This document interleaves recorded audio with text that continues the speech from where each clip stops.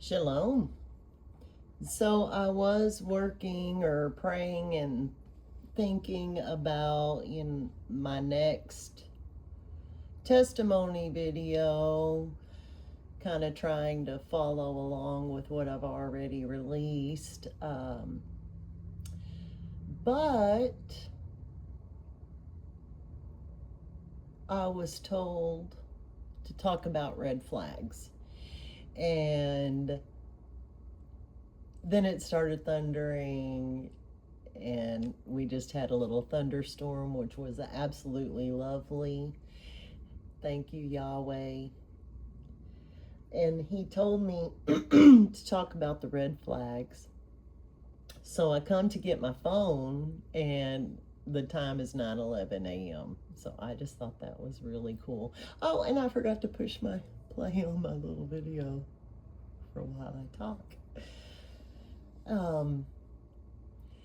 Red flags. Okay. I wanted to make a video back whenever the story broke about the, I believe, retired couple that were boating and she fell in and passed on, and I believe he was investigated. I'm not quite sure the update on that. Then there was another boating story. Then at the same time, there was the husband and wife that were having their trial during this time, and I do believe she did get him charged, but it was not the full extent, in my opinion, but she did get a charge on him. So that's good, because he had taken her hiking, if I'm not mistaken, on an anniversary or birthday, some celebration, tried to push her off the cliff. I believe she grabbed a rock, defended herself. Some people came to help. I'm not 100 on that one either, but my point is that that I see, we all see all of these things occurring, really sad situations, domestic violence, whether it's older couples, younger couples. The point is,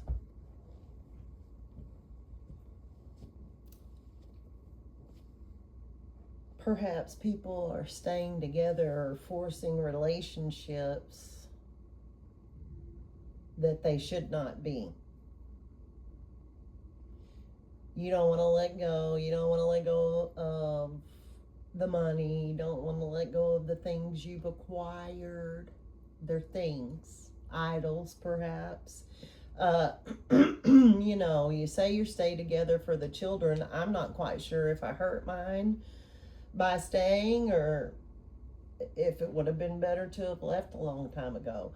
On the other hand, could I have truly left a long time ago when my in-laws were still alive and my ex-sister-in-law was still involved in our life? I mean, would it have been that easy to just get up and walk away, and I had like no one from my family here to help me or support me? So like, I don't know that I could have left.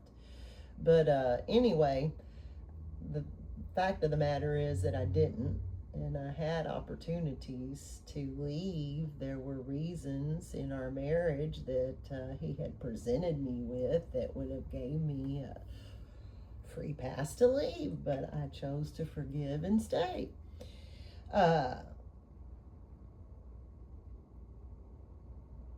So going through this myself, I know that it's hard to let go.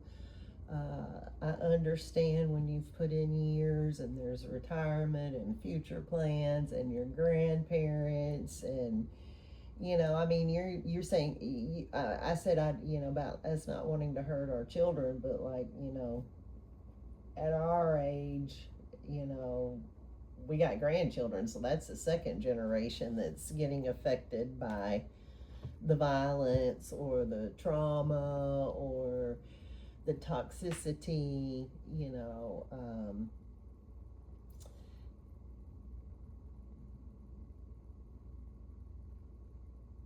as painful as it is, the point I'm trying to make is, it's better to walk away alive than not to survive these domestic situations, marriages, partnerships, whatever, they are. It may be hard to let go, but that is the wiser choice.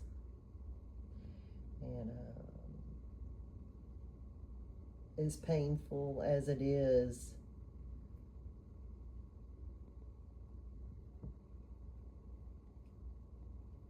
we can see where there's worst case scenarios, which brings me to another situation which I have made videos on. I think, I've got 1 or 2 views, but domestic violence has increased here in Texas, in the county that I'm in the town that I'm in, Stargate Central here, where the huge database is supposed to be nearing completion. I really don't know the update on it. It was supposed to be done in June, which is when disclosure is, if that's not ironic.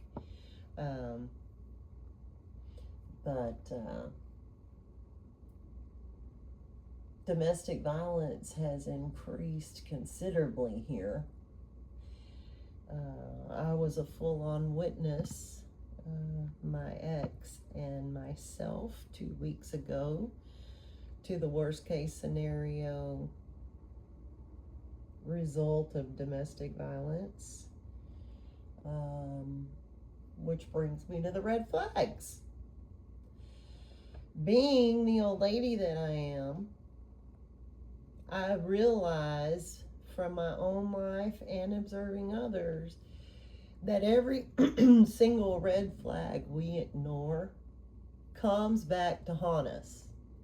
You ignore it, but that doesn't make it not real, and that doesn't make it not affect you, because it does.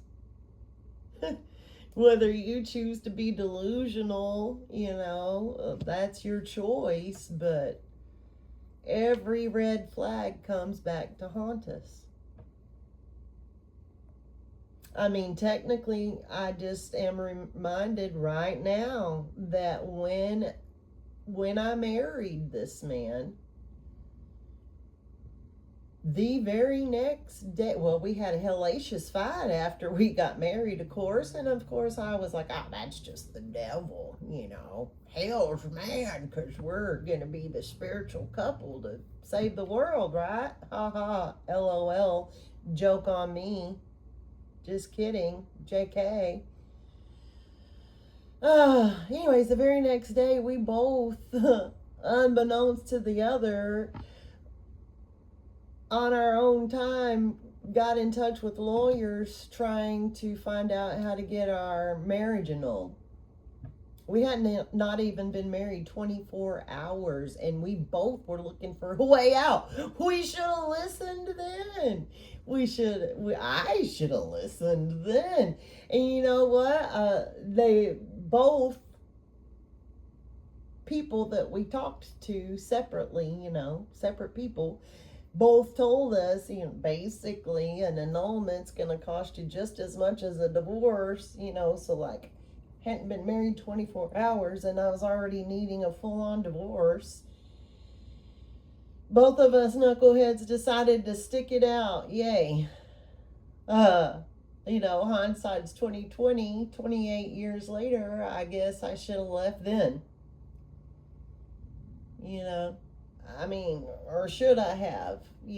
Did I hurt my children that I had in this marriage? I had one child already. Would we have just been better off that way? Did I force all of this? I'm still trying to answer those questions. Maybe I won't get those answers. You know, I like to try to figure everything out. And Yahweh says, just trust in me and lean on me. And my thoughts aren't your thoughts. And my ways aren't your ways. So, like, I'm just trying to learn how to do that now. And my point to all of this is don't ignore the red flags, male or female. Don't ignore the red flags. They're going to come back to haunt you. Don't settle for less. Don't overlook those things. Please don't settle for less.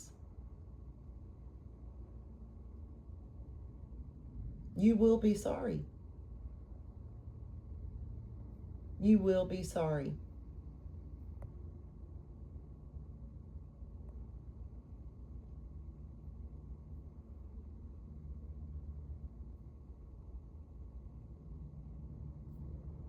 Would I have been better off to cut it off and suck it up? And I needed a divorce, you know, in less than 24 hours after I got married. And here I am 28 years later, 3 more children.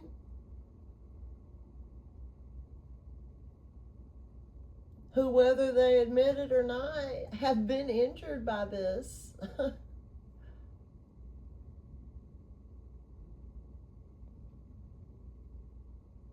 Either way, I still need a divorce. And I am running out of time. Let me go ahead and give a little piece of the testimony some more. You know, the reason why I needed a divorce, the reason why I got mad. If y'all have ever seen Seinfeld and Elaine in the Arms episode, and the girl goes knocking the stuff off the desk, I had one of those fits because what I found out was that I had been lied to by my best friend. Well, both best friends. Literal best girlfriend, and the new hubs. I knew they had a night of fooling around, but I was told and sworn by both of them that nothing ever, you know, happened except, you know, little fooling around. Well, you know, I get the full confession after marriage that, you know, yes, they definitely were intimate, and it was dumb of me to think that they wouldn't have been. And so, yeah, that's why I was upset and not happy. And he also showed a sign I did not realize, where he makes promises that he doesn't keep, because we were supposed to go out to eat. Red Lobster, yuck, we used to eat that trash. That's where he proposed to me at, so we were supposed to go out to eat there, and of course we got in that huge fight. Drinking was involved, of course, and you know, next morning we're both calling lawyers to see if we can get out of it, and we thought we might as well suck it up, and here we are today, still needing a divorce. So someone learned from my mess, and just don't do it. And if you don't settle for less, like I said, and if you're a female, just know that you're going to be the one that works the hardest, does the most, and gets hurts the most. So have fun.